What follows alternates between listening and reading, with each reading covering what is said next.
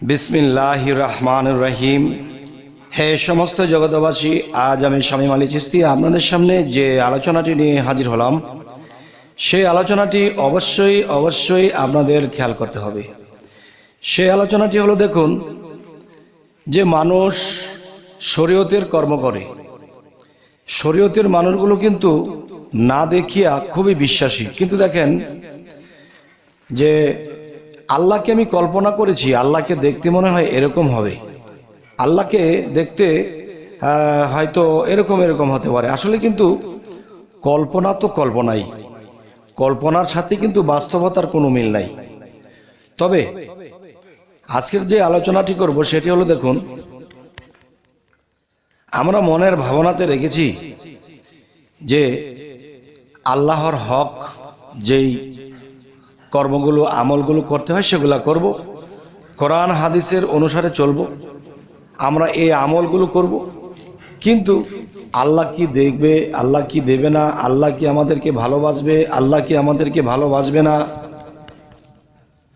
আবার কেউ ভাবনা নেয়, আল্লাহর এতদিন আমি কর্ম করতেছি, আমল করতেছি, কিছু দেখি না, কিছু পাই না, কিছু বুঝি না, দিন দিন অধঃপতনে যাচ্ছি, দুনিয়াবি উন্নতি নেই, আল্লাহ আমার দিকে দেখে না, আল্লাহ আমাকে চায় না। দেখেন, শরীয়তের লোকেদের মধ্যে এরকম কথা বলছে, ভাবছে, কিন্তু তারপরেও কিন্তু করতে থাকে আমল। তো এখন কথা হলো যে আল্লাহ কিন্তু একটি কথা বলেছে যে ওয়াল্লাযী খালাকাল মাউতা ওয়াল হায়াতা লিআবলুওয়াকুম আইয়াকুম আহসানু আমালা ওয়া হুয়াল আজিজুল গাফুর। অর্থাৎ আমি মানুষের মৃত্যু ও জীবন সৃষ্টি করিয়েছি পরীক্ষা করার জন্য, তোমাদের মধ্যে কে কর্মে উত্তম। তবে দেখেন, আল্লাহ কি দিল না দিল, খাওয়াই রাখলো না খাওয়াই রাখলো, ওইদিকে লক্ষ্য করা যাবে না। ওইদিকে লক্ষ্য করলে কি হবে, তখন আল্লাহ কিন্তু মনে ব্যথা পাবে। সেটা কি, যে সে আমার আমল করছে, আমাকে ডাকে, কিন্তু সে আমার কাছে এই জিনিসগুলো আশা করে, আর সে আশা করে কখনো কখনো মন ক্ষুণ্ণ করে, আবার মনটাকে ঠিক করে, আবার মন ক্ষুণ্ণ করে, আবার ঠিক করে। তো এরকম ভাবে যদি আমরা করি, তখন কিন্তু আল্লাহও মন ক্ষুণ্ণ করে, আবার আল্লাহর মনটা ভালো হয় আবার। তো এগুলো আমরা কি করতেছি, যে যতটুকু আল্লাহকে ভালোবাসি, আল্লাহর সুপথের কাজগুলো করি, কিন্তু আবার দেখা যায় আল্লাহ আবার দুঃখও পাচ্ছে আমাদের কাছ থেকে, আবার আনন্দও পাচ্ছে। আচ্ছা, এবার আসবো তরিকতের লোক যারা মুর্শিদ ধরেছে। এখন মুর্শিদ ধরেছে যারা, তারাও কিন্তু এরকম, আরে মুর্শিদ ধরলাম, কোনো কিছু দেখি না, কোনো কিছু পাই না, হ্যাঁ, এতদিন ধরে সাধনা করি, এতদিন ধরে কর্ম করি, কিছু দেখি না, কিছু পাই না। আসলে কি, একজন কামেল মুর্শিদ তো ধরতে হবে, এটা সঠিক, কিন্তু কামেল মুর্শিদ ধরার পরেও তিনি যে আমাকে কর্মকাণ্ড দিয়েছে, যে স্বভাব চরিত্র নিয়ে আমাকে থাকতে হবে, চলতে হবে, আমি কিন্তু সেভাবে চলতে পারছি না, এবং যেভাবে সাধনাগুলো দেওয়া হয়েছে সেগুলা কিন্তু আমরা নিয়মিত করছি না। তারপরেও আল্লাহ কিন্তু বলেছে, তুমি যদি অল্প করো অল্পই পাবে, তুমি যদি বেশি করো বেশি পাবে, যতটুকু করবে ততটুকুই তুমি পাবে। কিন্তু পাবো যতটুকু পাবো অতটুকুও তো পাচ্ছি না, দিন দিন শুধু অধপতন দেখছি, দিন দিন খালি দেখতেছি যে আমরা নিচের দিকে যাচ্ছি, মানুষে আমাদেরকে খারাপ বলে, আমাদের অর্থনীতি নেই, চলতে ফিরতে পারি না। দেখেন, ওয়াল্লাযী খালাকাল মাউতা, আল্লাহ কি বলেছে, আমি মানুষের মৃত্যু ও জীবন সৃষ্টি করিয়াছি পরীক্ষা করার জন্য। যে এই জন্যই কিন্তু একটা কথা বলা হয়, আল্লাহ যখন আমাদেরকে যে অবস্থায় রাখে, সেই অবস্থায় থেকে আলহামদুলিল্লাহ বলতে হবে, যে আল্লাহ তুমি যেরকম রেখেছো আলহামদুলিল্লাহ। তখন আল্লাহ দেখবে, তাকে আমি পরীক্ষা করেছি, তাকে অর্থনীতিতে কষ্ট দিয়েছি, সমাজের চাপে রেখেছি, এবং সে ভালো করে খেতে পারেনি, তারপরেও সে আলহামদুলিল্লাহ বলতেছে। এরকম প্রায় প্রায় যখন আল্লাহর কাজগুলো করা হয়, আর যখন আলহামদুলিল্লাহ বলা হয়, এবং আল্লাহর কাজ নিয়মিত করা হচ্ছে, কিন্তু আল্লাহ আমাদেরকে ওই সাহায্য সহযোগিতা ওরকম কিছু দিয়ে আমাদেরকে ভালো রাখছেন না, তারপরও আলহামদুলিল্লাহ বলি, এক সময় আপনার দিন ঘুরিয়ে দেবে আল্লাহ। কেননা আপনি পরীক্ষায় পাশ হয়ে গেছেন, কারণ সুখে দুঃখে যে অবস্থায় থেকেছেন আলহামদুলিল্লাহ বলেছিলেন। তো আজকের কথা হলো যে যারা মুর্শিদ ধরেছে এবং নিয়মিত সাধনা করেছে, যাদের মনের মধ্যে আছে, আরে আল্লাহ পরীক্ষা করে বলে সবসময় কি মানুষের লাঞ্ছনার মধ্যে রাখবে? সবসময় কি মানুষের তলে ফেলে রাখবে? অর্থনীতিতেও ভালো নেই, খাওয়া দাওয়া চলাফেরা কোনো দিকেই সুখ নেই, শান্তিতে নেই। আল্লাহ কি একটু তো দেবে, একটু তো দেখবে আমাদেরকে? আচ্ছা, তাহলে দেখেন, আমার জীবনের ঘটনা না বলি, আমি অন্য কোনো অলিয়া আউলিয়ার কথা আমি আপনাদেরকে বলবো।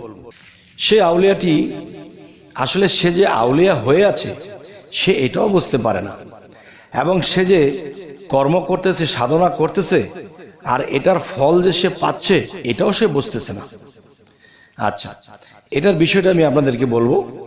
সেটি হলো, দেখুন, মনে করেন যে একজন ব্যক্তি সৎ মন নিয়ে, প্রেম নিয়ে, ভালোবাসা নিয়ে, নিজের মুর্শিদের প্রতি, রাসূলের প্রতি, আল্লাহর প্রতি পূর্ণ প্রেম নিয়ে থাকে এবং কর্ম সাধনা করছে এবং চরিত্র সুন্দর রেখে চলছে, খারাপ কোনো নজর দেয় না, খারাপ কোনো কথা বলে না, খারাপকে বেছে বেছে চলে, ভালো দিকে চলে। কিন্তু সেই লোকটি বুঝতেই পারছে না যে সে এর বিনিময়ে কি পাচ্ছে, কিছু দেখতেও পায় না। তো এরকম করে সে যেখানে মুর্শিদ ধরেছিল সে মুর্শিদের প্রতি মন ক্ষুণ্ণ করেছে, আমি আর ইবাদত করব না, আমি আর সাধনা করব না, আমি আর সুপথে থাকব না, এমন কিছু ভাবনা যখন করেছে, তখন কি হয়েছে? সে একদিন, দুদিন, 5 দিন, 10 দিন আর কোনো কর্ম সাধনা কোনো কিছু করছে না, কোনো কিছু দেখি না, কোনো কিছু পাই না, কি করব সাধনা, থাক এমনি ভালো আছে। সে যখন সব ছেড়ে দিল, তখন তার মুর্শিদ এসেছে, তখন দেখতে পাচ্ছে তার রাসূলও এসেছে, আর তার মুর্শিদ বলতেছে, বাবা তুমি তো বাস্তবে আমাকে চিনো, কিন্তু দিনের নবী যিনি রাসূলুল্লাহ সাল্লাল্লাহু আলাইহি সাল্লাম, যিনি পৃথিবীতে ছিলেন, তিনি কিন্তু তুমি কখনো দেখোনি। তাই এই যে আমার সাথে যাকে দেখছো, সালাম করো, তাজিমে সেজদা করো, তিনি এই রূপে ছিলেন দিনের নবী। তখন সেই মুর্শিদ যখন বলল সালাম শ্রদ্ধা করতে, তাকে তাজিমে সেজদা করতে, তখন একটু পরে দেখে তার মুর্শিদ নেই। মুর্শিদ কোথায়? এখন দেখতে পাচ্ছে যে সেই মুর্শিদ রাসূলের সাথে মিশে গেছে। তার মানে মুর্শিদ কে? তাওহীদেরই মুর্শিদ আমার মুহাম্মাদের নাম, যিনি হাকিকতের মুর্শিদ, তিনি কিন্তু রাসূলের সাথে মিশে আছে, রাসূল তার সাথে মিশে আছে, দুই মিললে একাকার। এখন সেই রাসূল বলতেছে, আর সেই রাসূলের মুখ দিয়ে বের হচ্ছে কি? নূরের জ্যোতি, তার শরীর থেকে নূরের জ্যোতি বের হচ্ছে। আর সেই রাসূলের মধ্যে যে তার মুর্শিদ মিশেছে, এখন রাসূলের কোনো কণ্ঠ শুনতে পায় না, শুনতে পাচ্ছে কার কণ্ঠ? তার মুর্শিদের কণ্ঠ শুনতে পাচ্ছে, সেই রাসূলের মুখ দিয়ে বার হচ্ছে, সুবহানাল্লাহ। তখন সেই রাসূল বলতেছে যে, বাবা তুমি মন ক্ষুণ্ণ করেছে কেন? তুমি যে নিয়মিত সাধনা করতে, সে তো দেখি, সে তো আমি পাই, তুমি যে আমার নামে দুরূদ পাঠ করো, তোমার মুর্শিদের নামে যে তুমি দুরূদ পাঠ করো, তাকে যে ভালোবাসো, সেটা তো তোমার মুর্শিদের ভিতরে থেকে আমি সেটা পাই, সেটা দেখতে পাই। কিন্তু তুমি তোমার ভিতরে ভাবনা নিয়েছো, কিছু দেয় না, কিছু পাই না, কিছু দেখি না, তুমি কর্ম থেকে বিরত হয়ে গেছো। এরকম করলে তো তুমি আবার সেই আগের জায়গায় চলে যাবে। তুমি যে উচ্চস্তর লাভ করেছো, তুমি যে আল্লাহর বন্ধু হয়েছো, তুমি তো সেটা বুঝতে পারছো না।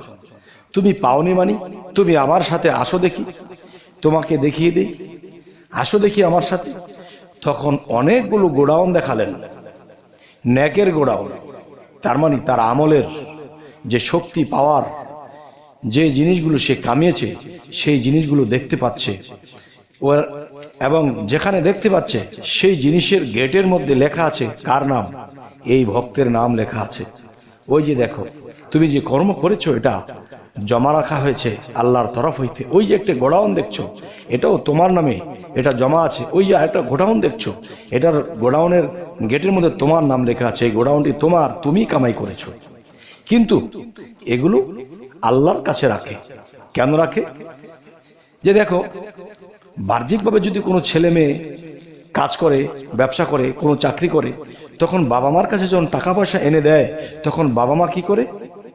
এটাকে জমা করে রাখে, এটা আমার ছেলের ভবিষ্যৎ হবে। ঠিক তোমার যে কামাই সম্পদ তুমি যা আল্লাহর কাছে অর্জন করেছো, তা তোমাকে আল্লাহ দেখাচ্ছে না, দিচ্ছে না। কেন? তুমি যদি কখনো এগুলার অহংকারে বসো, এই অহংকারে যদি তুমি বলো আমার এটা আছে, আমার এই পাওয়ার আছে, আমার এই শক্তি আছে, আমার এটা আছে সেটা আছে, তখন কিন্তু আল্লাহ বেজার হয়ে যাবে। তোমার সেই সম্পদ তোমার কোনো কাজে আসবে না, তোমার সেই সমস্ত কিছুই ধ্বংস হয়ে যেতে পারে, আল্লাহ তা মিশিয়ে দিতে পারে। এই জন্য আল্লাহ তোমাকে বাঁচিয়ে রাখার জন্য, ভালো রাখার জন্য আল্লাহর কাছে তোমার সম্পদগুলো জমা রেখেছে। হে সমস্ত জগতবাসী, আজকে এই আলোচনাগুলো কেন করলাম? এই জন্যই করলাম, পৃথিবীতে অনেক পীরের মুরিদ আছে, যদি কামেল মুর্শিদ ধরেও থাকে, যদি ভালো কর্ম করেও থাকে, তারা বুঝতে পারছে কিছু দেখছে না, কিছু পাচ্ছে না, তাদের মন ক্ষুণ্ণ হয়ে যায়। তাদের মন যেন ক্ষুণ্ণ না হয়, এই জন্য আজকের এই আলোচনাটি করলাম। এই আলোচনাটি আপনাদের কেমন লাগলো? ভালো লাগলো? অবশ্যই জানাবেন। খারাপ লাগলো?